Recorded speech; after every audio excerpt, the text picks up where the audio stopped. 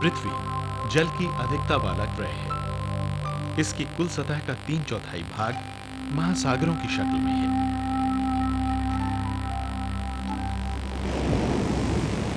पानी लगातार महासागरों, पर्यावरण और भूमि के बीच पुनर्चक्रीकृत यानी रिसाइकिल होता रहता है। सूरज की गर्मी से समुद्री पानी वाष्पित होकर जल के कणों में बदल जाता है।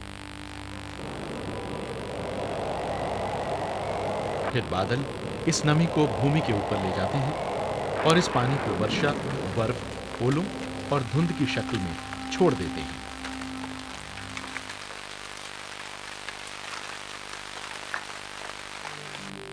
इसमें से कुछ पानी जमीन में समा जाता है। फिर यह पानी भूमिगत चट्टानों के छोरों और दरारों में तथा रेत और बजरी में बैठ जाता है। यही हमारा भूमिगत जल है। भूमिगत जल की लाभदायक मात्रा को पूरा सामग्री की जो सतह जमा कर लेती है या आगे बढ़ाती है, उसे एक्विफर या भूमिगत जलधारा कहते हैं। जमीन में मौजूद इस जलधारा के पानी को जमीन की सतह पर लाने के लिए कुएं या ट्यूबवेल खोदे जाते हैं।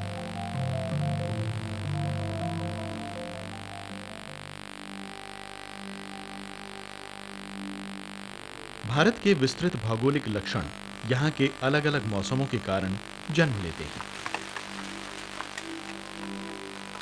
हालांकि देश में पर्याप्त वर्षा होती है, लेकिन इसका बंटवारा समान नहीं है। कुछ क्षेत्रों में बारिश ज्यादा होती है, जिससे बाढ़ आ जाती है,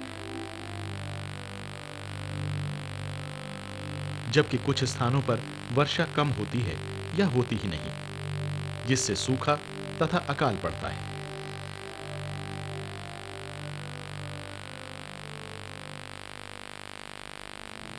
सामान्य स्थितियों में अगर बारिश ठीक न भी हो, तो भी हमारे गुजारे के लिए पर्याप्त भूमिगत जल मौजूद रहता है।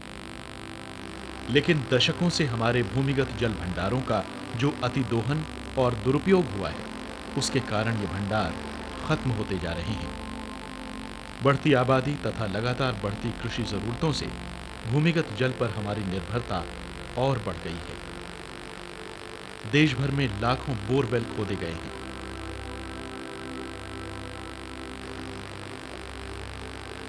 इनसे कृषि उत्पादन बढ़ा तो है, मगर साथ ही भूमिगत जल स्तर भी बड़ी तेजी से घटा है। कुएं सूख गए हैं और जल स्तर गिर गया है।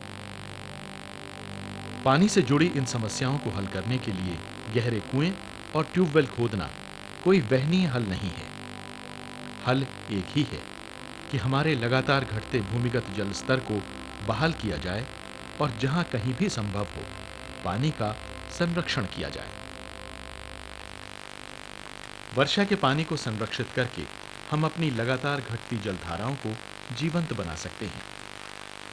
रेन वाटर हार्वेस्टिंग यानी वर्षा के जल का सही इस्तेमाल बारिश के पानी को सही जगह पर जमा करने की तकनीक है, जिसके जरिए इसके व्यर्थ बह जाने से पहले इसे या तो इकट्ठा किया जाता है या फिर जमीन में समा दिया जाता है।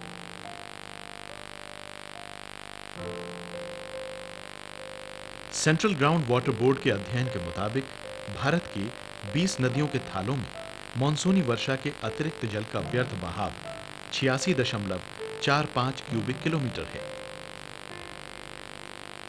2002 के लिए सेंट्रल ग्राउंड वाटर बोर्ड ने 4.5 लाख वर्ग किलोमीटर इलाके की पहचान क्रिटिकल रिचार्ज एरिया यानी ऐसे क्षेत्र के रूप में की है जहां पानी को दोबारा से जमीन में बैठाने की बहुत जरूरत है। वो वर्षा के पानी का लाभ उठाने वाली कुल 39,25,000 संरचनाओं के जरिए 36.4 क्यूबिक किलोमीटर मानसूनी जल का संग्रह करने की उम्मीद रखता है, वरना ये जल व्यर्थ ही बह जाएगा। किसी क्षेत्र की जलीय भौगोलिक स्थितियों के आधार पर वाटरशेड इलाकों में अलग-अलग विधियों और तकनीकों का इस्तेमाल किया जाता है। इसका मकसद बारिश के तमाम पानी को नहीं, बल्कि बह जाने वाले अतिरिक्त जल को इकट्ठा करना है। उन वाटरशेड इलाकों में जहां ऐसी ढालदार पहाड़ियों पर बारिश होती है, जिन पर पेड़ पौधे नहीं होते, तो वर्षा का जल बंजर भूमि पर से बहते हुए अपने साथ मिट्टी की ऊपरी उपजाऊ परत को भी बहा ले जाता है। परिणाम स्वरूप ये भूमि में बैठकर भूमिगत जल धाराओं को समृद्ध नहीं बना पाता। पहाड़ियों की ढलानों पर पानी के संरक्षण के लिए बनी ये संरचनाएं इस तेजी से बहते पानी की रफ्तार को मंद करके पानी के संपर्क क्षेत्र और संपर्क समय को बढ़ा देती हैं। इससे पानी जमीन में बैठ पाता है।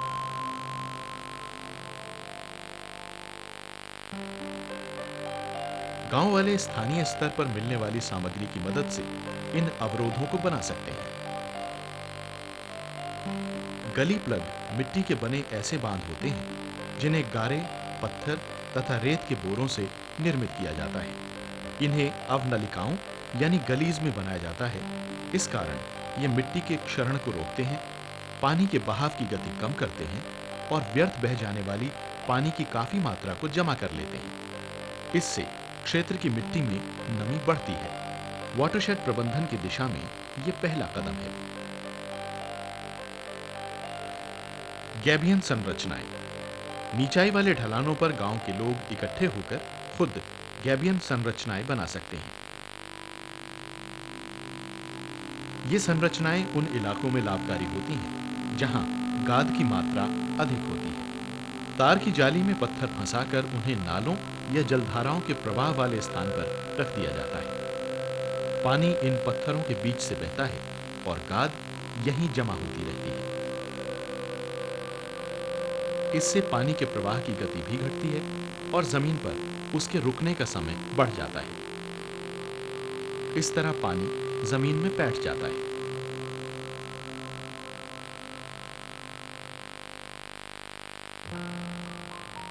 अगला चरण है कॉन्टूर बंडिंग। कंटूर बांध मिट्टी की एक ऐसी अवरोधक दीवार होती है जिसे बराबर ऊंचाई पर और नियमित दूरी पर बनाया जा सकता है। इन बांधों की मदद से बारिश का बहता पानी मंद पड़ जाता है और मिट्टी का क्षरण भी रुक जाता है।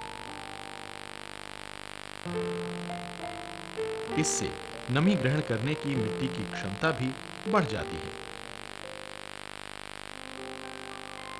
ढलानों पर और नीचे मैदानों के पास परकोलेशन टैंक्स बनाए जा सकते हैं, जिनकी मदद से भूमिगत जल भंडारों को रिचार्ज किया जा सकता है, यानी उन तक बारिश का पानी पहुंचाया जा सकता है। नाले के आर पार एक पुश्ता बनाया जाता है। इससे बारिश का पानी रुक जाता है और पानी ऊपर ही जमा हो जाता है। इससे भूमि में पानी भर जाता है।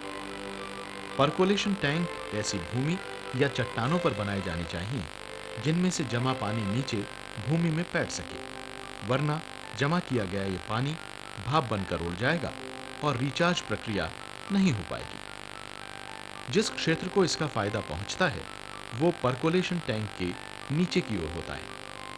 इससे ये सुनिश्चित हो जाता है कि भूमिगत जलधाराएं रिचार्ज हो रही हैं और कृषि योग्य भूमि भी भूमि के नीचे के इस जल से लाभ हासिल कर रही हैं। अगर इन टैंक्स को ऐसी भूमि पर बनाया जाएगा जिनसे नीचे जमीन में पानी नहीं बैठ सकता, तो पानी नीचे नहीं जाएगा। पानी धीरे धीरे भाप बनकर उड़ जाएगा और परकोलेशन टैंक बनाने का मकसद ही बेकार हो जाएगा। लेकिन यदि जलाशय की तली में शाफ्ट यानी नाली बनाई जाए तो इन टैंकों के जरिए पानी नीचे जमीन में पहुंचाया जा सकता है। इस नाली को अभेद्य हिस्से से गुजरते हुए भेद्य क्षेत्र तक जाना चाहिए। इससे पानी नीचे मौजूद जलधाराओं तक पहुंच जाएगा।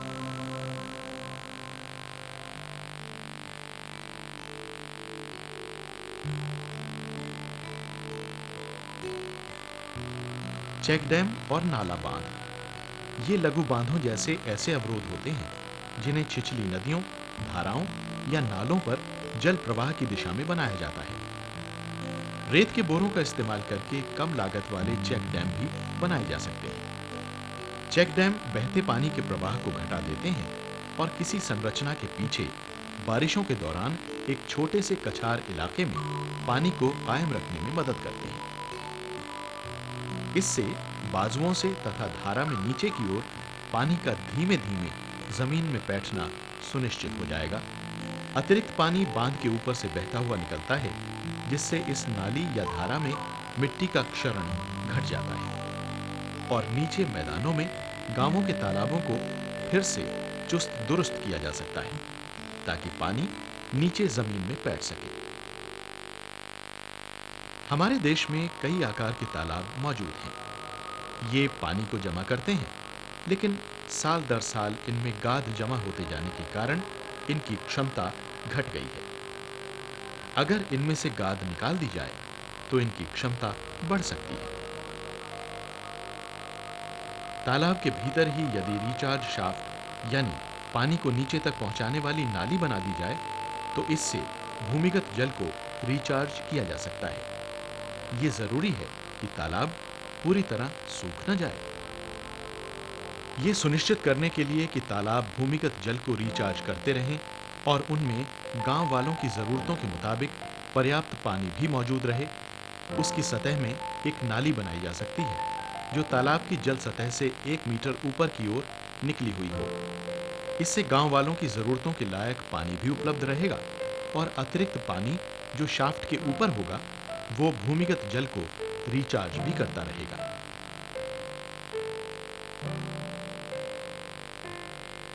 ज्यादातर धाराओं में जमीन के नीचे भी पानी बहता रहता है, जबकि सतह पर पानी का बहाव रुक जाता है।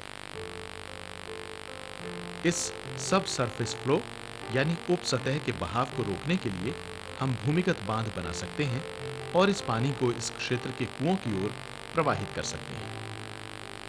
1 से 2 मीटर चौड़ी एक खाई धारा की पूरी चौड़ाई में खोदी जाती है, जो भूमि की भेद्य सतह तक जाती है। इस खाई में क्ले या कंक्रीट भर दी जाती है। डाइक के ऊपरी हिस्से पर पीवीसी की चादरें या पॉलीथीन की फिल्म लगाई जा सकती है ताकि पानी इसमें बैठ ना सके। ये डाइक जमीनी पानी को नीचे धारा में बहने से रोक लेता है और धारा के ऊपरी हिस्से में पानी का जल स्तर बढ़ जाता है, जिससे अन्यथा सूख रही जलधारा में जान पड़ जाती है। इससे धारा के ऊपरी इलाके में मौजूद कुओं और कृषि योग्य जमीन को फायदा पहुंचेगा।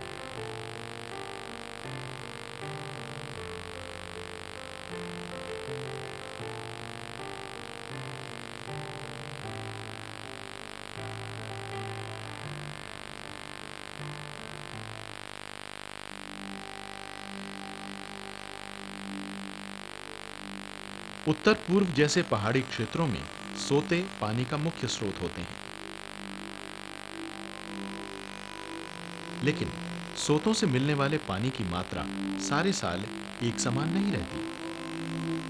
मॉनसून के दौरान पानी ज्यादा होता है, जो गर्मियों में धीरे धीरे कम हो जाता है।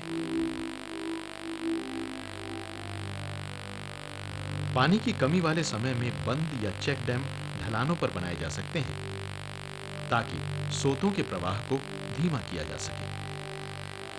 इससे सारे साल उनका प्रवाह बनाए रखा जा सकेगा।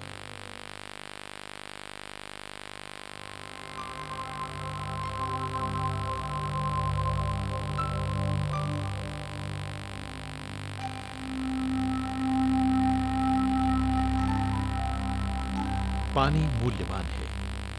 भूमिगत जलधाराओं को एक बार फिर जीवंत बनाने के लिए तमाम प्रयास किए जाने चाहिए।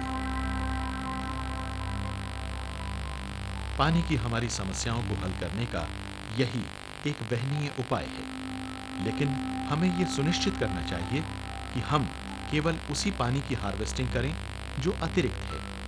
अगर धारा में बह रहे पानी को हम रोकते हैं या संचित करते हैं, तो नीचाई पर रहने वाले लोगों की पानी की जरूरतें पूरी होना असंभव हो जाएगा।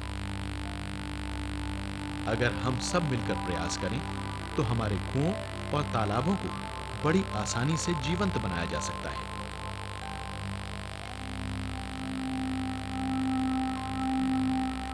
वर्षा के पानी की हार्वेस्टिंग से हमारे तमाम गांव सारे साल पानी की अपनी जरूरतों के मामले में आत्मनिर्भर हो सकते हैं।